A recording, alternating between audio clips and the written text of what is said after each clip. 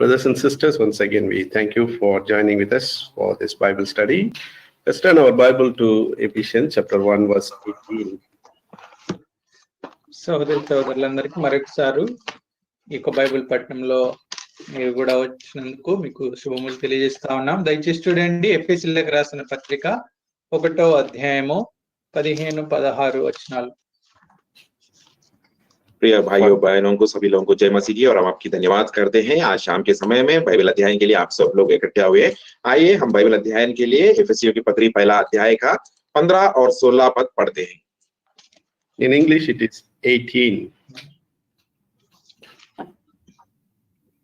18వ వచనం, ఎఫెసీయులకు రాసిన పత్రిక 1వ అధ్యాయం 18. एफेसियों की पत्री पहला अध्याय का 18 पद। Let's read together so that we can understand at least few things. కలిసి చదువుకుందాం. आइए सब लोग मिलकर पढ़ेंगे। The eyes of your understanding be हमारे मन की आंखें ज्योतिर्मय हो कि of his तुम calling जानो कि उसकी बुलाहट की आशा क्या है और पवित्र लोगों में उसकी महिमा का धन कैसे है। You find Samson, which verse is in Telugu? 17-19 it is combined, so it is starting only. మరియు మీ మనోనేత్రములు వెలిగింపబడినందున ఆయన మిమ్మల్ని పిలిచిన పిలుపు వలన నిరీక్షణ ఎట్టిదో, పరిశుద్ధులలో ఆయన స్వాస్థ్యం యొక్క మహిమైశ్వర్యం ఎట్టిదో. That's enough. That's it. Yeah. Let's pray. ప్రార్థించుకుందాం. प्रार्थना करेंगे।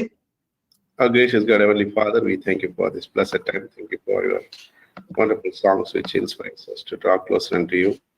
And as we prepare our heart to receive your words, meditating and reading, understanding, now we ask you to, Lord, explain it properly so that our eyes may be opening to know your truth, our understanding may be enlarged to, Lord, some extent that we may be enjoying all the spiritual blessings which you have in this holy scripture.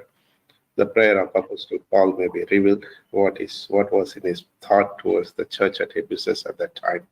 The same may be applicable for us also these days, without which we cannot live. So Lord, we pray that you will help us. Thank you for our dear brother Samson and Franklin, who is translating. Give them the right word, and the brothers and sisters, those who are listening, help them to understand also. Anoint me fresh, O Father, and good for nothing. I don't have any merit to stand before you. I ask you to, Lord, visit me also. Let your words be very true to every one of us. Thank you and praise you for all the facilities. Let everything may work for thy glory, for thy, Lord, wonderful purpose also. Thank you and praise you for hearing and answering our prayer. In Jesus' precious name we pray. Amen. आमीन।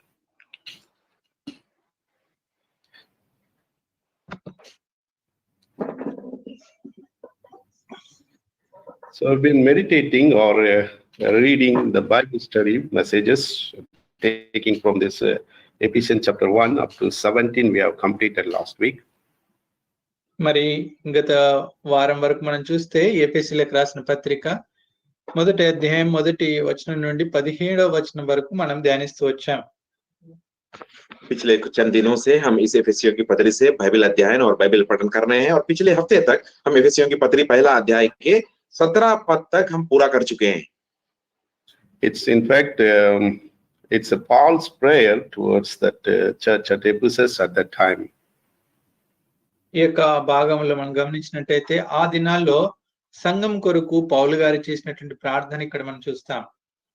और इस अध्याय के बारे में, इस भाग के बारे में अगर हम देखते हैं तो संत पौलुस जी की प्रार्थना उस कलीसिया के प्रति था। In fact, it was not a material request, it's all a spiritual blessing request. ఇక్కడ మరి భౌతికమైనటువంటి అక్కరల కొరకు కాదు, కానీ ఆత్మ సంబంధమైనటువంటి వాటి గురించి ప్రార్థించినట్టు మనం చూస్తాం.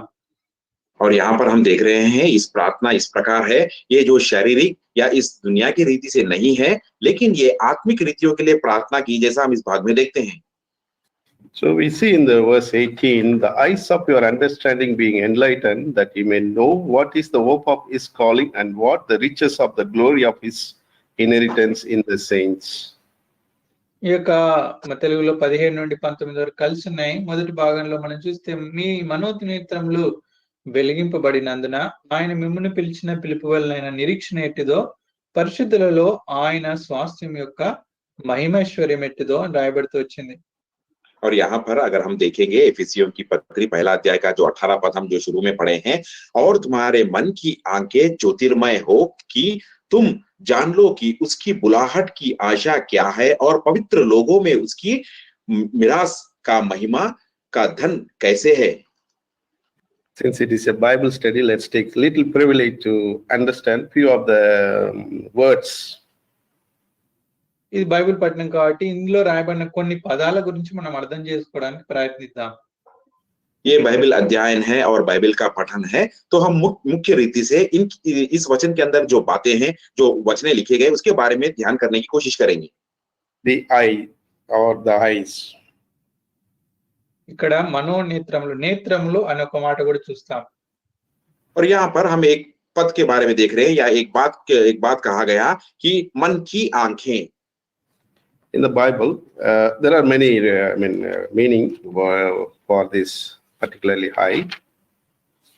దేవుని వాక్యంలో కన్నులు లేకుంటే నేత్రములు అనే దానికి అనేక అర్థాలు ఉన్నాయి.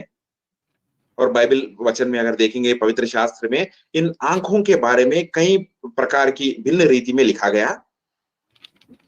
We'll see that first one is we call it the symbol of intelligence. మొట్టమొదటిగా దాన్ని ఆ యొక్క వివేకానికి గుర్తుగా చెప్పబడతా ఉంది. और सबसे पहले एक चिन्ह के बारे में बताया गया, वो है ज्ञान के बारे में. Ezekiel chapter 1 verse 18. ఎహెజ్కేల్ గ్రంథము 1వ అధ్యాయము 18వ వచనం.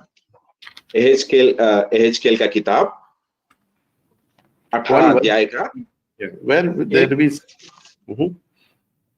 1 and 18 1:18. yeah, एहेजकेल का किताब पहला अध्याय का 18 पद.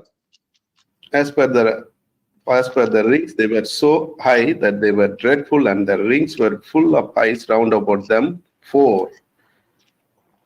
వాటి కైవారములు మిక్కిలి ఎత్తుగలవై భయంకరంగా ఉండెను. ఆ 4 కైవారములు చుట్టూ కండ్లతో నిండి ఉండెను. और इस 18 पद में एहेजकेल का किताब पहला अध्याय 18 पद में देखें, उन चारों पहियों के घेरे बहुत बड़े और डरावने थे, और उनके घरों में चारों ओर आंखें ही आंखें भरी हुई थी. Who are they? Revelation chapter 4 verse 6. ఎవరు వీరు అర్థం చేసుకోవాలంటే ప్రకటన గ్రంథము 4వ అధ్యాయం 6వ వచనం చూడండి. और ये लोग कौन है? अगर इस बात को हमें समझना है तो प्रकाशित वाक्य 4 अध्याय का 6 पद देखना जरूरी है.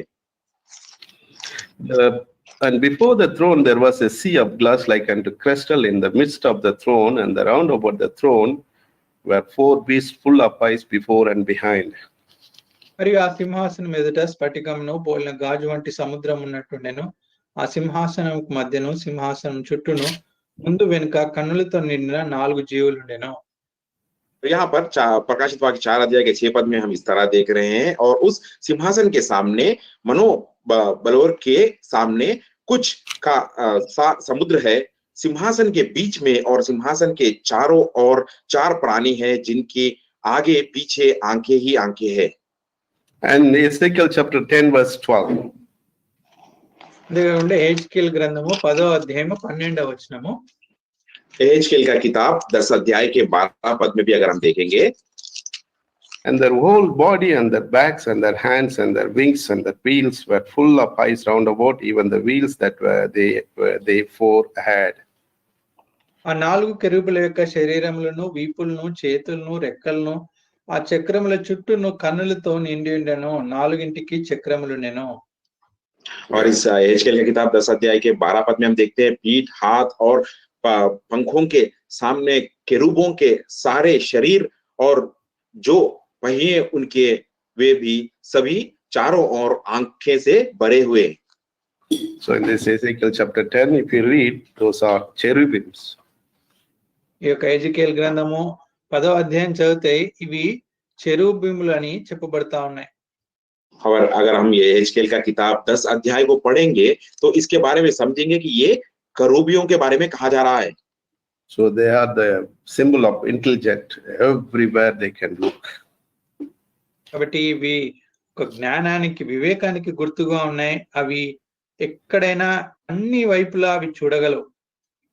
और ये हमें ये बात को दर्शाता है कि इनकी जो ज्ञान के बारे में हमें बताता है कि इनकी ज्ञान ऐसा है कि वो चारों ओर कहीं भी देख सकते हैं. Even our Lord's eyes are running to and fro. అంతేకాకుండా మన ప్రభు యొక్క కన్నులు కూడా మరి ఈ లోకంలో ఈ యొక్క భాగం నుండి ఇంకో భాగం వైపు అన్ని వైపులా అది చూస్తా ఉన్నాయి. और इसी तरह हमारे परमेश्वर की आंखें भी कुछ ऐसे ही है कि इस दुनिया के चारों ओर और आर पार देख सकते हैं. Zechariah chapter 4 verse 10, the last portion, they are the eyes of the Lord which run to and fro through the whole earth. జకర్యా గ్రంథము 4వ అధ్యాయము 10వ వచనంలో మనం చూస్తే యెహోవా యొక్క 7 నేత్రములు లోకమంతటను సంచారం చేయు యెహోవా యొక్క 7 నేత్రములు అని రాయబడుతూ వచ్చింది. और जकरिया का किताब 4 अध्याय के 10 पद में भी हम देखते हैं कि यहोवा के परमेश्वर की जो आंखें हैं इस दुनिया के चारों ओर देख सकते हैं कहकर यहाँ पर लिखा गया. So we see cherub has intelligent eyes and our Lord has eyes to look.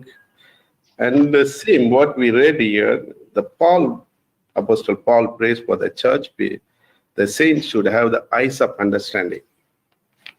కాబట్టి మనం గమనించినట్టయితే ఈ కెరూబులకు కూడా మరి ఒంటి నిండా కన్నులు మనం చూస్తా ఉన్నాం. అవి ఎక్కడైనా చూడగలవు. అదే రీతిగా మన ప్రభు దృష్టి కూడా లోకమంతటా కూడా అది సంచారం చేయించా ఉన్నది. అయితే ఇక్కడ పౌలు గారు రాసినట్టు ఎఫెసీయులకు రాసిన పత్రిక 1:17లో మొదటి భాగంలో చూస్తే మన యొక్క మనోనేత్రములు వెలిగింపబడినందున అంటున్నారు. और जिस तरह हम ये वचन में पढ़े हैं कि जो केरूबों चारों ओर किस तरह देख सकते हैं और जिस तरह जिनकी नजर एक ज्ञान से भरी हुई जैसा चिन्ह के जैसा हमें बताया गया, और इसी तरह परमेश्वर की दृष्टि भी, परमेश्वर की जो आंखें भी इस दुनिया के पूरे और संचार कर रहे हैं. इसी तरह एफेसियों की पत्री 1 अध्याय 18 पद में जिस तरह हम पढ़े हैं, पौलुस जी का भी प्रार्थना यही है कि वहां के सारी कलीसिया के लोगों को भी इस तरह की मन की आंखें रहने की उनकी इच्छा है. So in the Bible, we know that there are 2 eyes are written. One is spiritual and the other one is physical. దేవుని వాక్యంలో చూస్తే 2 నేత్రాల గురించి రాయబడుతూ వచ్చింది. మొదటిది మరి మనోనేత్రములు లేకుంటే ఆత్మీయ నేత్రాలు, రెండవది శరీర సంబంధమైనటువంటి భౌతిక నేత్రాలు. पवित्र शास्त्र में अगर हम देखेंगे तो 2 तरह के आंखों के बारे में कहा गया. यहाँ पर हम देख रहे हैं एक आंखें हैं जो मन के और आत्मा के अनुसार चलने वाले हैं और दूसरे आंखें जो शारीरिक और दुनिया के अनुसार देखने वाले. Through our eyes, material things we see. ఈ యొక్క మన నేత్రముల ద్వారా, మన కన్నుల ద్వారా ఈ యొక్క భౌతికమైనటువంటి సంబంధమైనటువంటి అన్నిటిని కూడా మనం చూడగలం. और इस हमारे जो शरीर के जो आंखें हैं इसके द्वारा इस दुनिया के जो भी रीति है, दुनिया के अनुसार के जो भी चीजें हैं हम देख सकते हैं. Whereas through the spiritual eye we can see God who is surrounded everywhere. అయితే ఆత్మీయ నేత్రాలు వీటి ద్వారా మనము దేవుణ్ణి, ఆయన సర్వాంతర్యమైనటువంటి వాడని, అన్ని చోట్ల నివసించేవాడని మనం చూడగలం. लेकिन अगर हमारे मन की आंखें हो या अगर कहेंगे तो आत्मिक आंखों के द्वारा हम हमारे परमेश्वर को देख सकते हैं जो परमेश्वर हमारे चारों ओर है. In the spiritual world, God is very much present. ఈ యొక్క ఆత్మీయ లోకంలో దేవుడు మరి నిశ్చయంగా ఆయన తన సన్నిధి అక్కడ ఉంచారు. और इस आत्मिक दुनिया में या आत्मिक स्थान में परमेश्वर की प्रसन्नता हर जगह पर है. Last week we saw natural man cannot understand God, he cannot feel God, he cannot touch God, but spiritual man can do everything. గత వారం చూస్తూ వచ్చాము, మరి భౌతికమైనటువంటి వ్యక్తి లేకుంటే శరీర సంబంధమైనటువంటి ఈ యొక్క ప్రపంచంతో కూడినటువంటి వ్యక్తి ఈ యొక్క తన యొక్క మరి దాంతో ఆ జ్ఞానంతో దేవుని చూడలేడు, దేవుని గ్రహించలేడు, దేవుని యొక్క మాటలు వినలేడు. అయితే ఆత్మ సంబంధమైనటువంటి వ్యక్తి మాత్రం దేవుని చూడగలడు, దేవుని మాటలు వినగలడు, దేవుని యొక్క చిత్తాన్ని గ్రహించగలడు. जिस तरह हम पिछली बार इस बात पर ध्यान करते हुए आए, दो व्यक्तियों के लिए, एक व्यक्ति है शारीरिक अनुसार और दूसरी व्यक्ति है आत्मिक अनुसार। जिस तरह शारीरिक व्यक्ति परमेश्वर की बातों को नहीं जान पाएगा, परमेश्वर को देख नहीं पाएगा, उनको छू नहीं पाएगा, उनका स्पर्श भी वह महसूस नहीं कर पाता है। लेकिन वही आत्मिक रीति में जो मनुष्य है वो परमेश्वर को देख पाएगा, परमेश्वर की बात को जान पाएगा, उनकी जो प्रसन्नता उसके साथ है उसे महसूस भी कर पाएगा। But one thing God has to reveal. అయితే ఒక విషయం ఏంటంటే దేవుడు తను తాను లేకుంటే దేవుడు బయలుపరుచుకుంటూ రావాలి, దేవుడే బయలుపరచాలి. लेकिन यहाँ पर एक प्रामुख्य बात है कि उसे भी परमेश्वर ही सब कुछ उसको प्रकट करना जरूरी है। So recall that memory or the passage where that two disciples walking towards Emmaus and they were talking with Jesus. They couldn't able to see until God opened their eyes.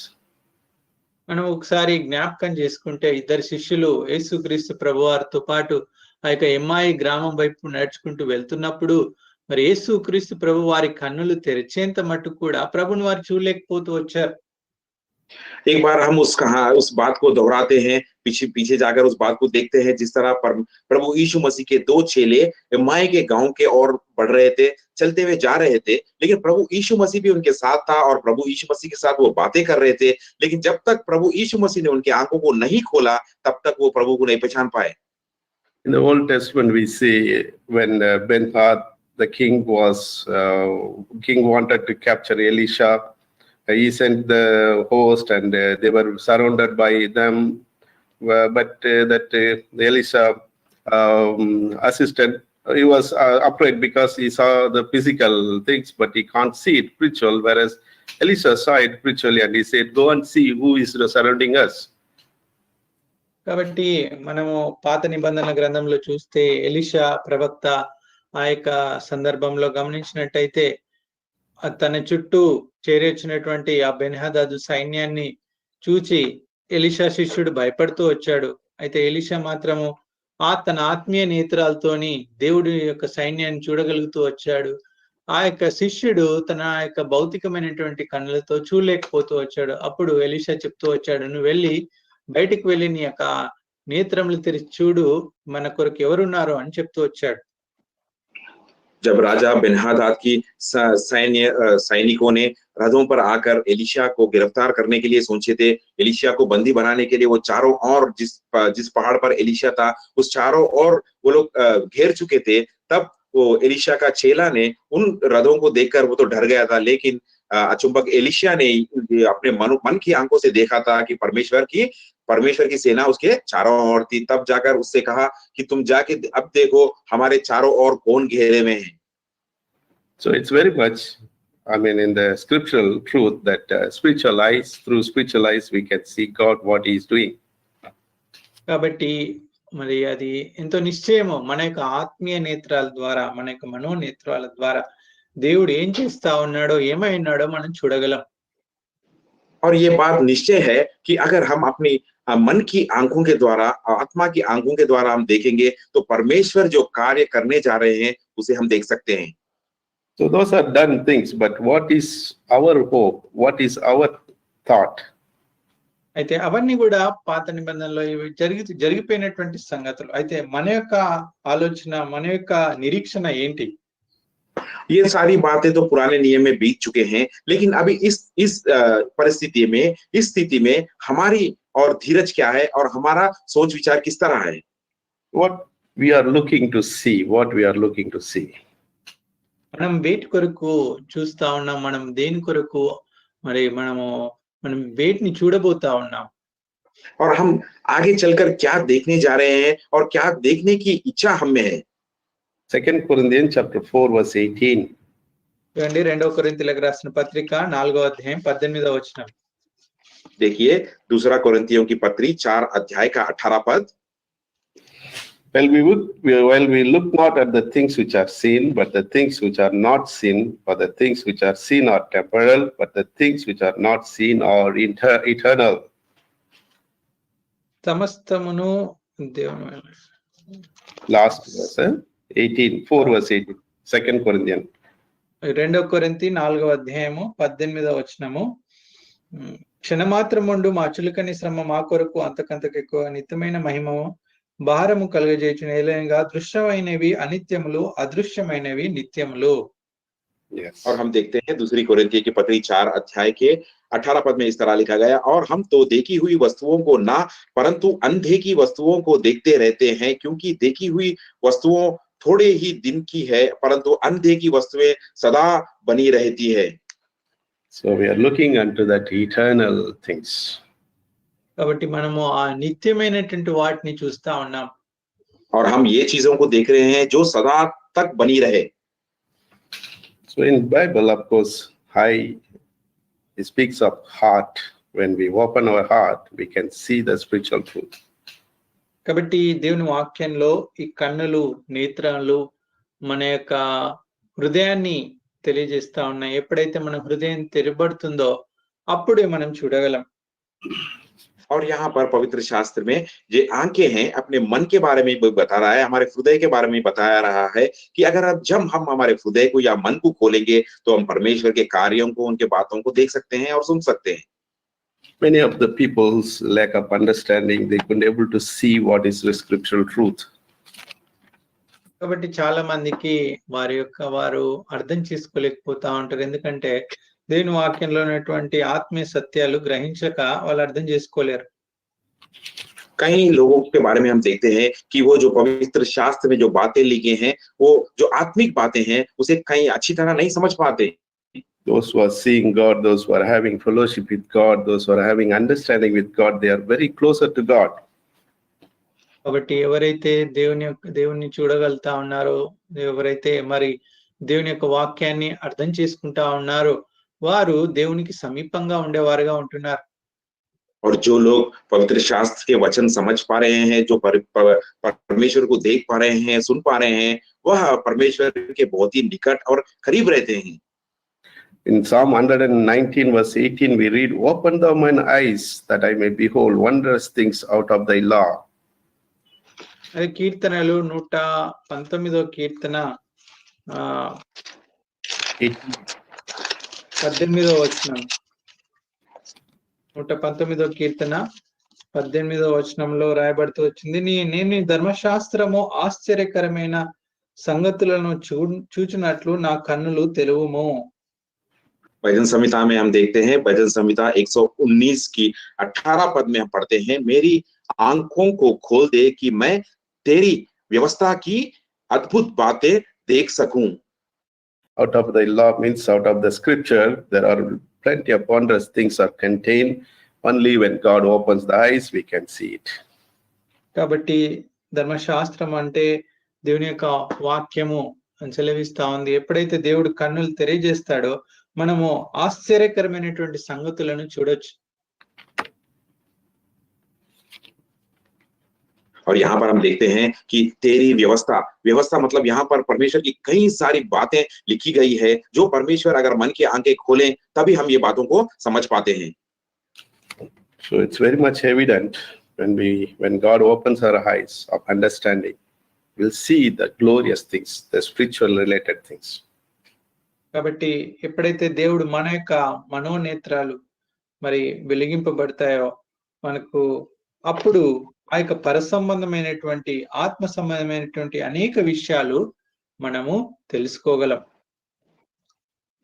ये बात निश्चय है, जब परमेश्वर हमारी मन की आंखों को ज्योतिर्मय करता है तो हम कई सारी बातें हम जान सकते हैं और समझ सकते हैं.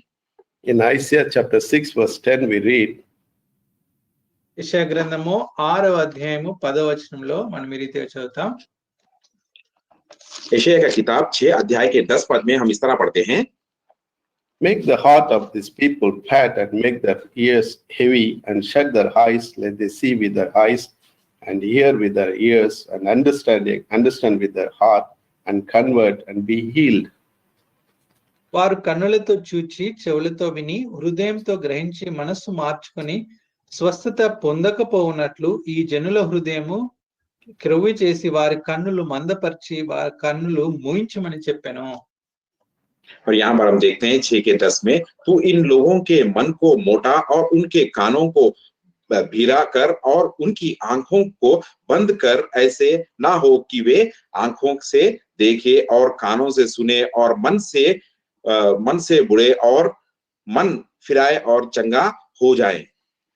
Same words Jesus quotes in Matthew chapter. ఇవే మాటలను యేసుక్రీస్తు ప్రభువారు మత్తయి సువార్తలో చెప్తా ఉన్నారు. इन्हीं बातों को प्रभु यीशु मसीह मत्ती के सुसमाचार में भी बता रहे हैं। Chapter 13 verses 13 to 15, if you read, you will see that same verses are written, God spoke in parables. కాబట్టి ఇదే అధ్యాయంలో 13 నుండి 15 వచనాలు చదివితే అవే మాటలు ప్రభువు కూడా గుర్తు చేసినట్టు ఈ యొక్క మరి సందర్భంలో ఉపమానంలో వారికి బోధించినట్లు మనం చూస్తాం. और मत्ती का सुसमाचार 13 अध्याय के 13 पद से लेकर 15 पद तक अगर हम पढ़ते हैं तो इन्हीं बातों को परमेश्वर एक उपमान रीति में यहाँ पर बता रहे हैं। To whom he spoke these parables? ఈ యొక్క ఉపమానాలు ఎవరితో మాట్లాడారు? और प्रभु यीशु मसीह इस उपमान रीति से इन बातों को किससे बांट रहे हैं? Pharisees and the scribes, they were reluctant to accept Jesus. ఈ యొక్క పరిసయ్యులు సద్దుకయ్యులు యేసుక్రీస్తు ప్రభువారిని మరి అంగీకరించడానికి నిరాకరిస్తూ వచ్చారు. और ये जो जिन लोगों से परमेश्वर प्रभु यीशु मसीह बात कर रहे हैं, जो फारसी लोग और वो जो यहाँ के वहां के जो याजक लोग हैं, उनसे बातें कर रहे हैं जो प्रभु यीशु मसीह को मानने से इनकार किए। What made them not to understand about Jesus? వారు యేసుక్రీస్తు ప్రభువారి గురించి అర్థం చేసుకోకుండా ఉండడానికి వారికి ఏం ఆటంకం ఉంది? और उन लोगों को प्रभु यीशु मसीह को समझने के लिए क्या आतंक था उनमें? Turn with me Psalm 119 verse 70. చూడండి కీర్తనలు 119 17వ వచనం చూడండి. आइए भजन संहिता 119 का 17 पद। Their heart is as fat as grease, but I delight in thy law.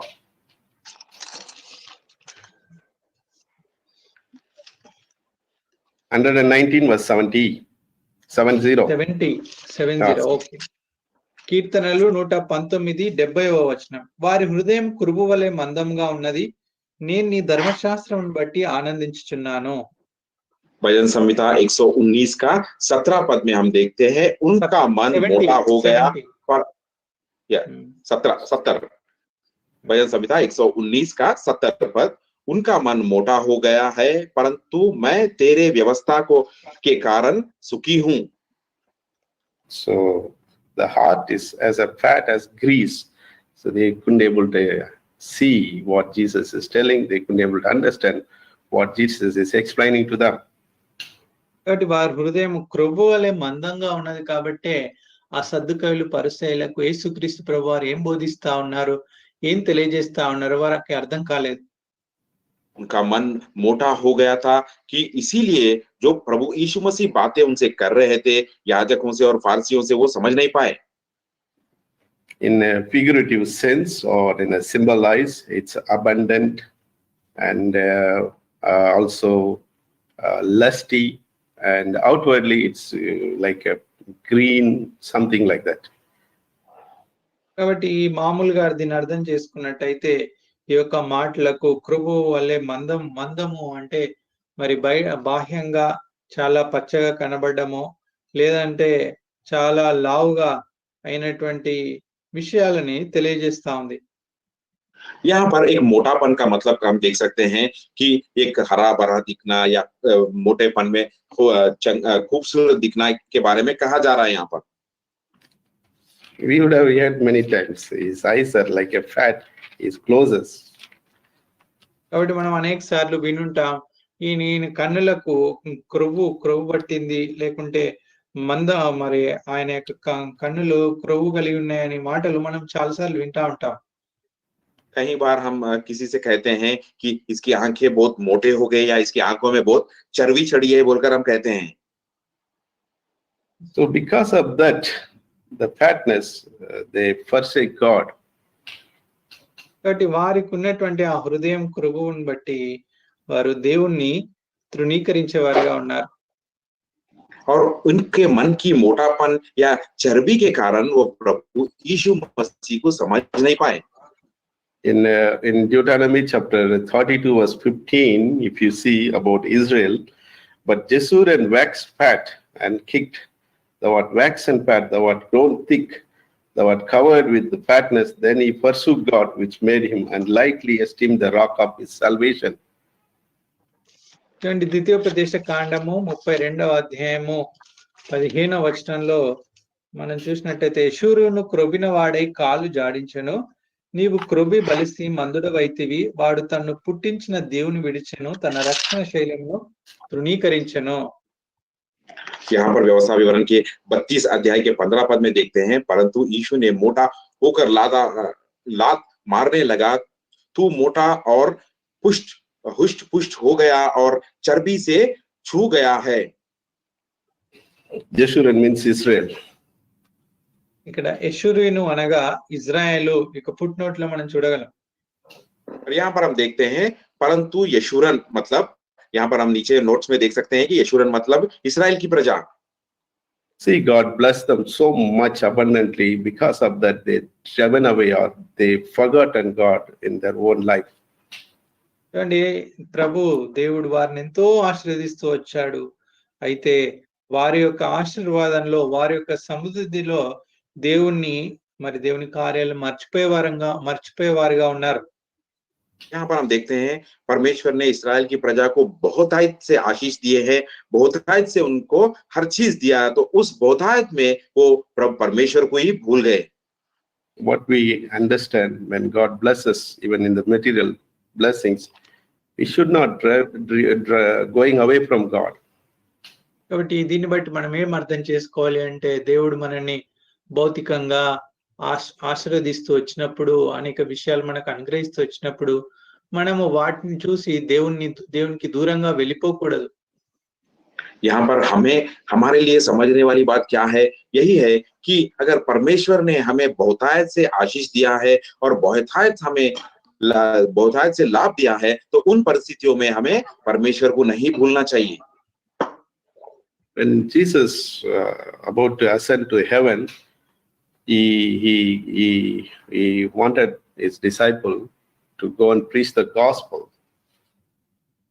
ఎప్పుడైతే యేసుక్రీస్తు ప్రభువారు పరలోకానికి ఆరోహణమైనటువంటి సమయము వచ్చిందో, ఆ సమయంలో తన శిష్యులకు ఆజ్ఞాపిస్తూ వచ్చి, మీరు వెళ్ళి సర్వ సృష్టికి వెళ్ళి సువార్తను ప్రకటించమని సెలవిస్తూ వచ్చారు.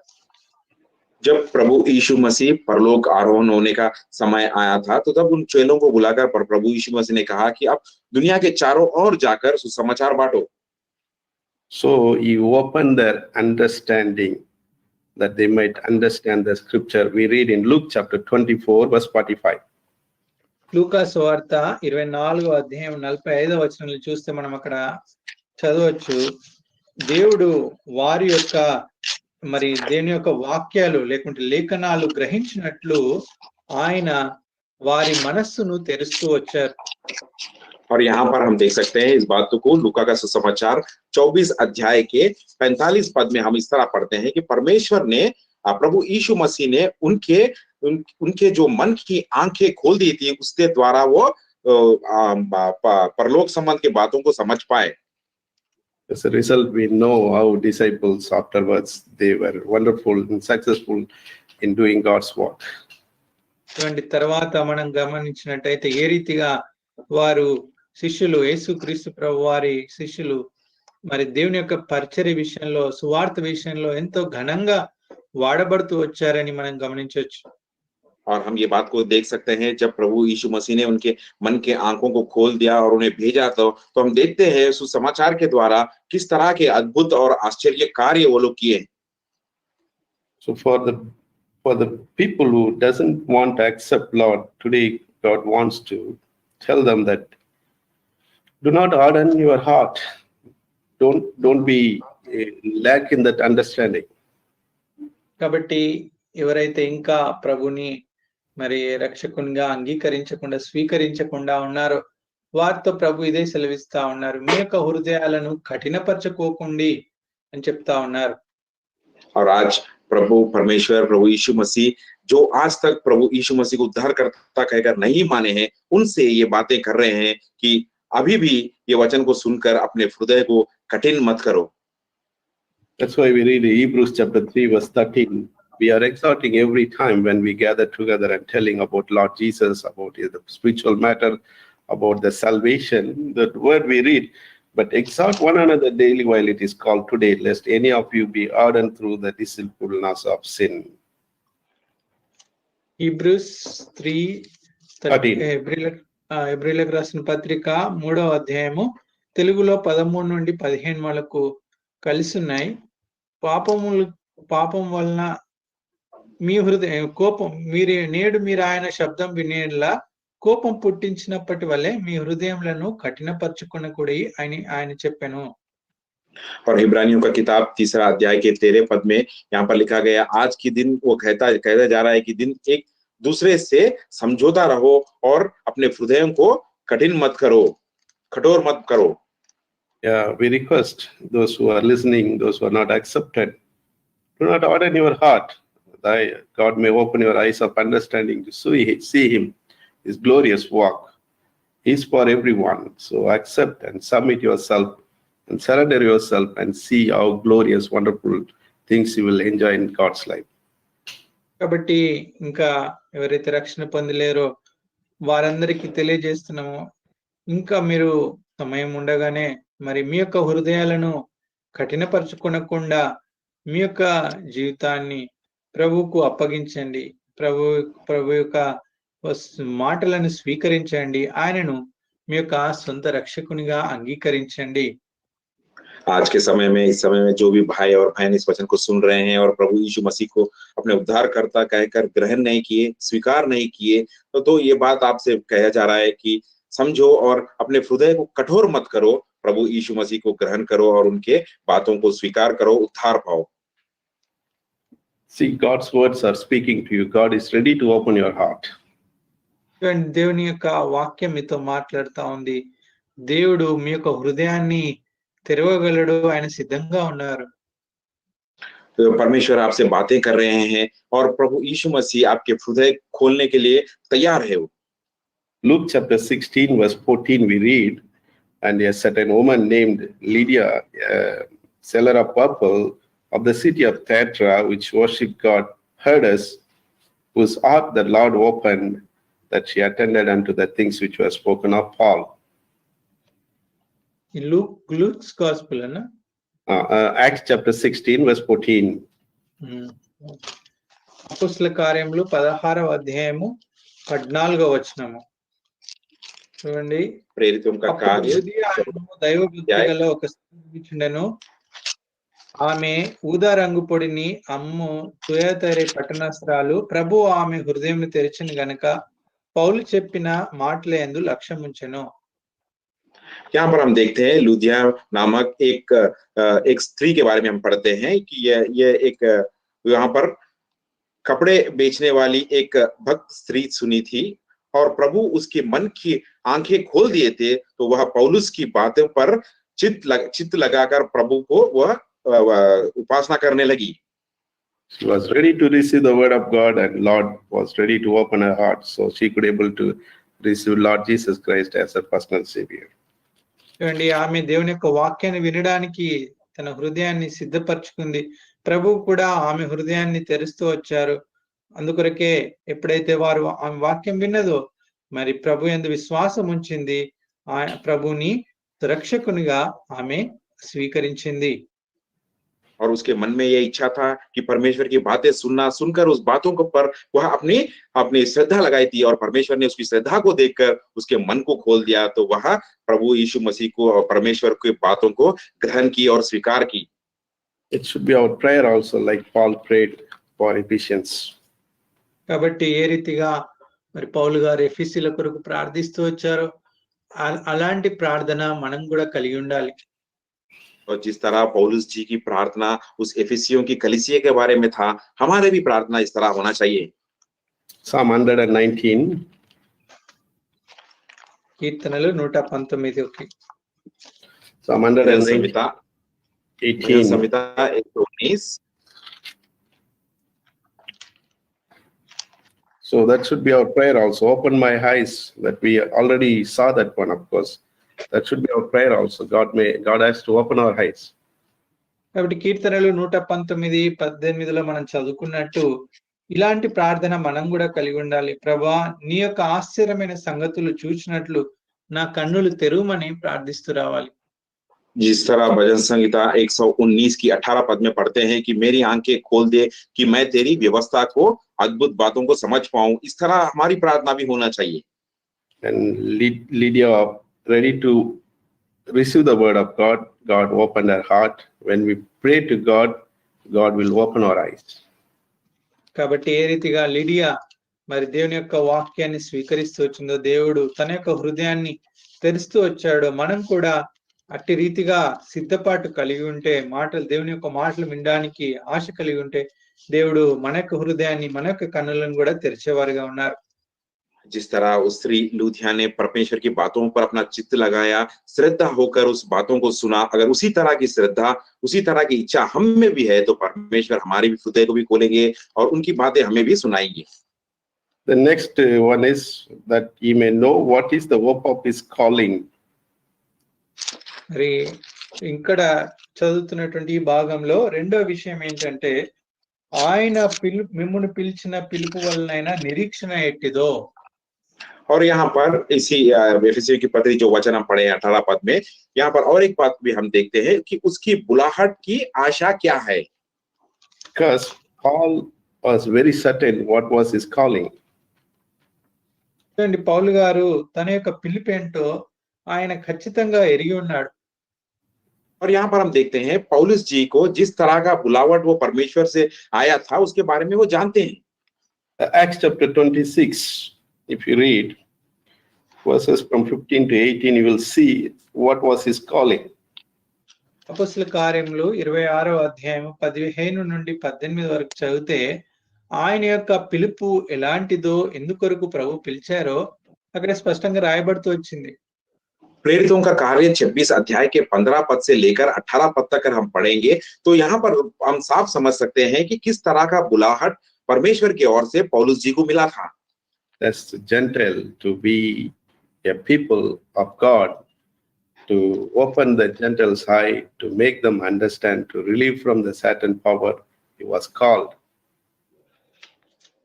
వారు చీకట్లో నుండి, అనగా అన్యజనుల వలన మరి అన్యజనులను ఆ యొక్క చీకట్లో నుండి వెలుగులోనికి, సాతాను అధికారం నుండి దేవుని వైపునకు తిప్పడానికి ఆయన ఆ యొక్క పిలుపు దేవుడు అతనికి ఇచ్చారు.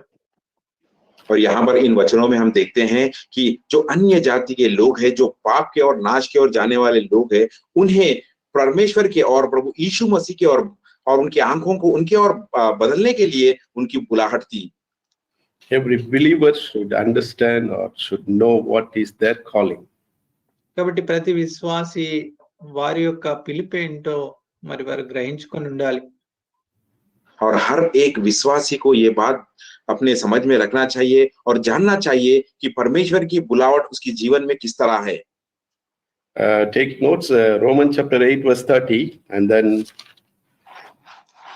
రోమా 8:30. Yeah, then 1 verse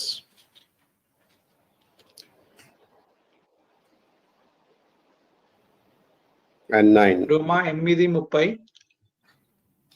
रोमियों की पत्री 8:30 पद. And then 1 Peter chapter 2 verse 9. మొదటి పేతురు 2వ అధ్యాయం 9వ వచనం. और दूसरा पत्रुस का दूसरा अध्याय का 30 पद. Yeah, that's very familiar verse for us. But you are a chosen generation, a royal priesthood, a holy nation, a peculiar people, that you should show forth the praises of him who hath called you out of darkness into his marvelous light. కాబట్టి ఇది మనకందరికీ తెలిసినటువంటి భాగము. పేతురు రాసిన మొదటి పత్రిక 2వ అధ్యాయంలో మరి మనం గమనించినట్టయితే 9వ వచనం, అయితే మీరు చీకట్లో నుండి ఆశ్చర్యకరమైన తన వెలుగులోనికి మిమ్మల్ని పిలిచి వాని గుణాశీలం పరిచయం చేయ నిమిత్తము ఏర్పరచబడిన వంశమును, రాజులైన యాజక సమూహమును, పరిశుద్ధ జనమును, దేవుని సొత్తైన ప్రజలనై ఉన్నారు. ये वचन हम जानते हैं, पहला पत्रुस का पत्री 2 अध्याय के 9 पद में हम देखते हैं, पर तुम एक चुने हुए वंश और राजा, प्रधानी याजकों के समाज और पवित्र लोगों और परमेश्वर की निज प्रजा हो, इसीलिए कि जिसने तुम्हें अंधकार से अपनी अद्भुत ज्योति में बुलाया है। So the main purpose to praise God. కాబట్టి గొప్ప ముఖ్య ఉద్దేశం ఏంటంటే దేవునికి ఘనత తీసుకురావాలని, లేదంట దేవుణ్ణి స్తుతించి ఘనపరచాలని. और इस बुलाहट का मुख्य उद्देश्य यही है कि हम परमेश्वर की महिमा करें, उनकी स्तुति और उपासना करें और उनकी बढ़ोतरी करें। Before we accept Lord, there was no hope of gospel with us. మనం ప్రభువుని సొంత రక్షకునిగా అంగీకరించక ముందు మనకు ఆ యొక్క నిరీక్షణ, ఆ యొక్క సువార్త వలనైనటువంటి నిరీక్షణ ఎట్టిదో మనకు తెలియదు. और प्रभु यीशु मसीह को हमारे उद्धारकर्ता कर स्वीकार करने से पहले, ग्रहण करने से पहले हमारी जिंदगी में किस तरह की सुसमाचार का धीरज हमारे हृदय में नहीं था। When we heard our the word of God, when we opened our heart, when our eyes are when our eyes are opened, we could able to see what is the gospel. కాబట్టి ఎప్పుడైతే మరి మన హృదయం తెరవబడుతూ వచ్చిందో, మన కన్నులు తెరవబడుతూ వచ్చాయో, మనం ప్రభుని స్వీకరిస్తూ వచ్చామో, రక్షకునిగా అంగీకరించామో, అప్పుడే మరి ఈ యొక్క నిరీక్షణ గురించినటువంటి విషయము మనకు అర్థం చేసుకోగలుగుతూ వచ్చాం. और जब हमारी मन की आंखें खोल दिए गए, तभी हम इस सुसमाचार को समझ पाए और परमेश्वर की जो बातों को समझ पाए और उनके उद्धार का जो मुख्य उद्देश्य है उसको भी हम समझ पाए। So Paul is asking in Colossians chapter 1 verse 23, and be not move away from the hope of gospel which you heard. అందుకొరకే కొలస్సీలకు రాసిన పత్రిక 1వ అధ్యాయంలో మరి పౌలు గారు సెలవిస్తా ఉన్నారు. 1వ అధ్యాయం 23వ వచనం, Be not moved away from the hope of the gospel which you have heard. సమస్త సృష్టికి ప్రకటింపబడినట్టు ఈ సువార్త వలన కలుగు నిరీక్షణ నుండి తొలగిపోక. और यहाँ पर कोलिस्सियों की पत्री 1 अध्याय के 23 पद में पौलुस जी कह रहे हैं कि जो विश्वास के द्वारा की नींव पर दृढ़ बने रहो और उस सुसमाचार की आशा की जिससे तुम सुन रहे हो उसे छोड़कर वहां से आप हटना नहीं कहकर। In the same Colossians chapter 1 verse 5, we read, for the hope which is laid up for you in heaven, whereof you heard before in the word of the truth of the gospel. ఇదే కొలస్సీలకు రాసిన పత్రిక 1వ అధ్యాయం 5వ వచనంలో, మీ వద్దకు వచ్చిన సువార్త సత్యం గురించిన బోధ వలన ఆ నిరీక్షణ గురించి మీకు ఇంతకు ముందు వింటిరి. और इसी कोलिस्सियों की पत्री 1 अध्याय के 5 पद में भी हम कह रहे हैं कि जिस तरह वो वर्णन किया था कि जो समाचार आपके पास आया उसके बारे में यहाँ पर पौलुस जी कह रहे हैं। So it's true that every believer should hope for that eternal kingdom, hope for that the truth of gospel to reveal to many people through us also. కాబట్టి ప్రతి విశ్వాసి ఆ యొక్క నిత్య రాజ్యం కొరికినటువంటి నిరీక్షణ కలిగి ఉండాలి. అంతేకాకుండా ఈ యొక్క సువార్త సత్యం గురించినటువంటి విషయములను మనము అనేకులకు తెలియజేసే వారంగా కూడా ఉండాలి. और हर एक विश्वासी इस अनंत स्वास्थ्य के या अनंत राज के लिए हम धीरज के साथ, विश्वास के साथ रहना चाहिए और जो परलोक का सुसमाचार है वो दूसरों को बांटने के लिए और योगदान देने के लिए हमें तैयार रहना चाहिए। Through prayer, through the word of God, through our testimony, we can reveal God to others. కాబట్టి ప్రార్థన ద్వారా, సువార్త ద్వారా, మన యొక్క జీవితాల ద్వారా, మరి మన యొక్క నడవడి ద్వారా దేవుని యొక్క సువార్తను, దేవుణ్ణి ఇతరులకు మనము కనపరచగలం. हम किस तरह परमेश्वर को दूसरों को प्रकट कर सकते हैं? हमारे चाल चलन के द्वारा, प्रार्थना के द्वारा और हमारे जीवन की चाल चलन की गवाही के द्वारा हम गवाही दे सकते हैं। So what is your hope of calling? కాబట్టి మిమ్మును పిలిచినటువంటి ఆ యొక్క పిలుపు యొక్క నిరీక్షణ ఏంటి?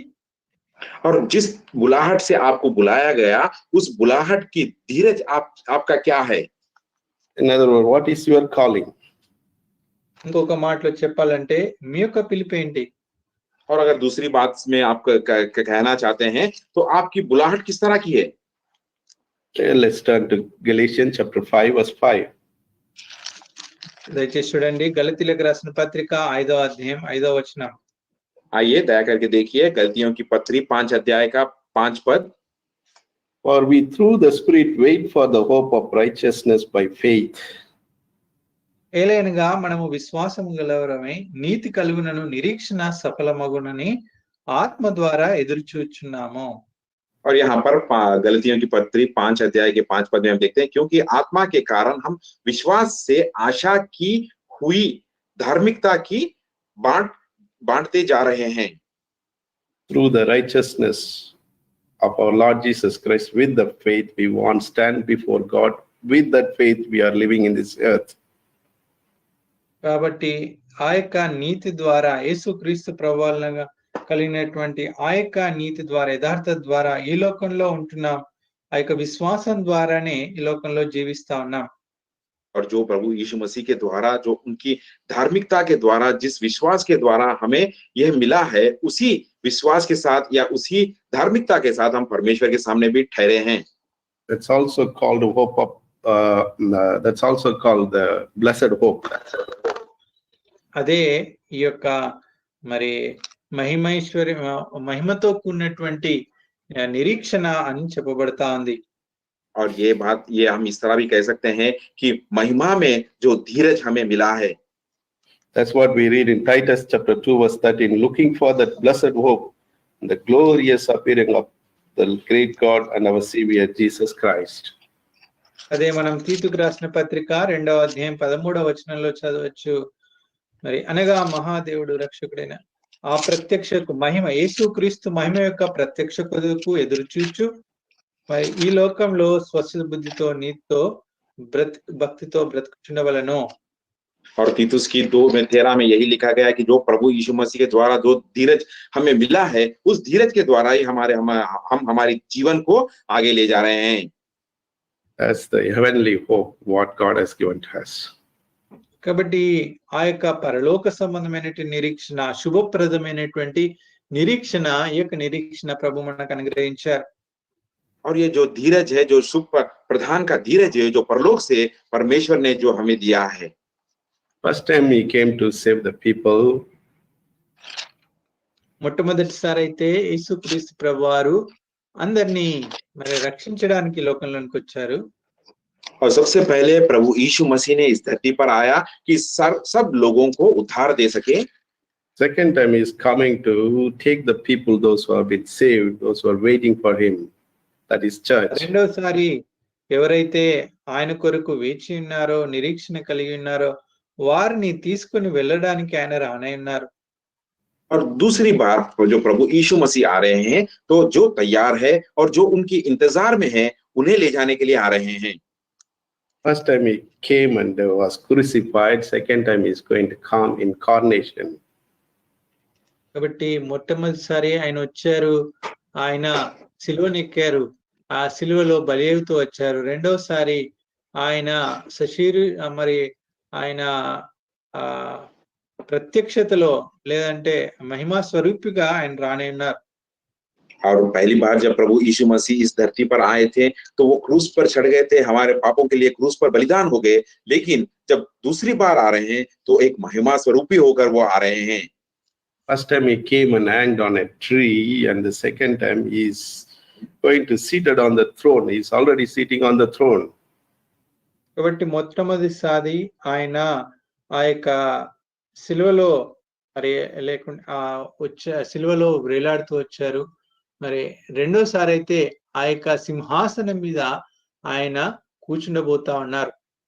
और जो सबसे पहले जब प्रभु यीशु मसीह आए थे तो उस वृक्ष की जो क्रूस पर वो लटक गए थे, लेकिन दूसरी बार वहां एक सिंहासन पर बैठने आ रहे हैं जो सिंहासन पर बैठ चुके हैं. First time he was mocked, he was humiliated, but the second time he was coming in the glory. కాబట్టి మొట్టమొదటిసారి ఆయన వచ్చినప్పుడు ఆయన్ని నిందిస్తూ వచ్చారు, హింసిస్తూ వచ్చారు, ఆయనని మరి ఎంతో అవమానపరుస్తూ వచ్చారు. కానీ రెండోసారి ఆయన రాకడ మహిమతో కూడా ఉంటుంది.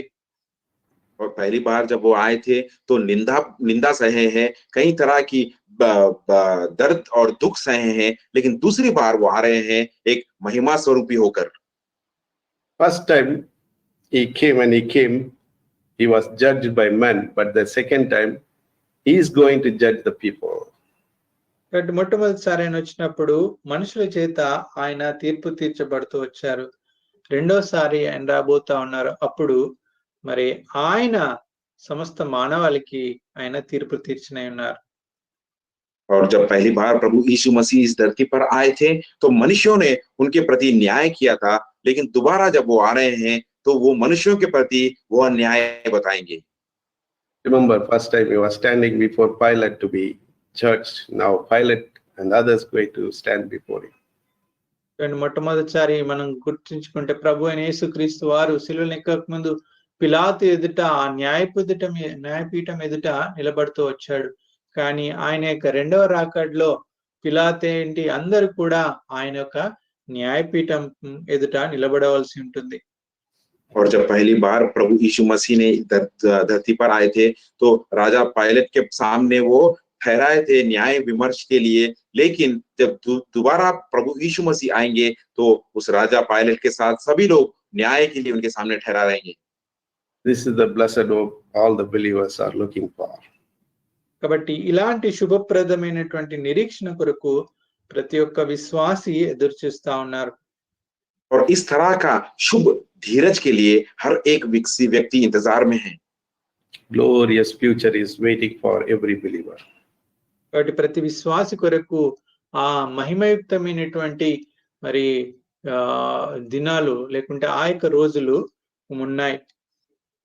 और हर एक विश्वासी के लिए महिमा से भरे हुए वो दिन आने वाले हैं। All will be lifted above the angels.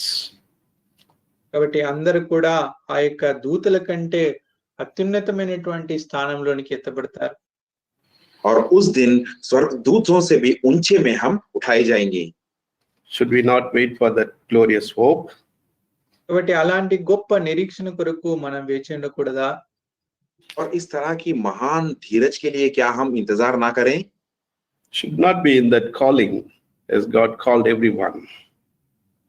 కాబట్టి అలాంటి ఆ గొప్ప పిలుపులో ఏదైతే ప్రభు అందరిని పిలిచారో ఆ పిలుపులో మనం ఉండకూడదా? क्या जो महान बुलावट परमेश्वर की है, क्या उस महान बुलावट में हम नहीं रहना चाहते हैं क्या? May God help all of us to understand in the future how that hope is going to explained, how that hope is going to help us in future also. కాబట్టి మనందరికి కూడా ప్రభు సహాయం చేయను గాక. రానున్న దినాల్లో మరి ఏ రీతిగా భవిష్యత్తులో దేవుని యొక్క పిలుపు, దేవుని యొక్క ఆ గొప్ప ఉద్దేశాలు, ఆయన యొక్క నిరీక్షణ గురించి ఇంకా మనం అర్థం చేసుకోవడానికి ప్రభు సహాయం చేయను గాక. परमेश्वर हमारी सहायता करे आने वाले दिनों में उस विश्वास से भरा, धीरज से भरा बुलाहट, किस तरह की बुलाहट है और उसके अंदर और किस तरह की बातें है, ये सारी बातें जानने के लिए परमेश्वर हमें सहायता करे। The last thought I will tell 1-2 references, then we'll close it. చివరి తలంపు 2-3 రెఫరెన్స్లు మీకు చెప్పి నేను ముగిస్తాను. और एक आखिरी बात भी मैं आपसे बांटना चाहता हूं, उसके बारे में 2-3 वचन आपको देना चाहता हूं। What is the riches of the glory of his inheritance in the saints? కాబట్టి పరిశుద్ధులలో ఆయన స్వాస్థ్యం యొక్క మహిమైశ్వర్యం ఎట్టిదో, और पवित्र लोगों में उसकी मिरास की महान का धन कैसा है? That is, in other words, how much God values you and me. ఇంకొక మాటలు చెప్పాలంటే మరి దేవుడు నిన్ను నన్ను ఎంత విలువగా ప్రభు చూస్తా ఉన్నారు. अगर दूसरी बात में कहेंगे तो आपको और मुझको परमेश्वर कितनी महान दृष्टि से वो देख रहे हैं। It was explained in Matthew chapter 13. ఈ యొక్క విషయాన్ని మత్తయి సువార్త 13వ అధ్యాయంలో వివరింపబడుతూ వచ్చింది. और इस बात को समझने के लिए मत्ती के सुसमाचार 13 अध्याय में इस तरह समझाया गया।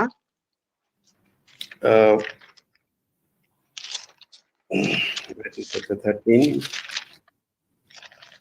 verses 44, 45 and 46. If we read how much you have been valued in the sight of God. కాబట్టి ఈ మత్తయి సువార్త 13వ అధ్యాయం 44, 45, 46 వచనంలో దేవుడు మరి మిమ్మల్ని ఎంత అమూల్యమైన వారిగా ఎంచుతూ వచ్చారో ఇక్కడ మనం గమనించవచ్చు. यहाँ पर हम मत्ती का सुसमाचार में 13 अध्याय के 44, 45 और 46 में हम देख सकते हैं कि परमेश्वर प्रभु यीशु मसीह की दृष्टि में हम कितने मूल्यवान हैं.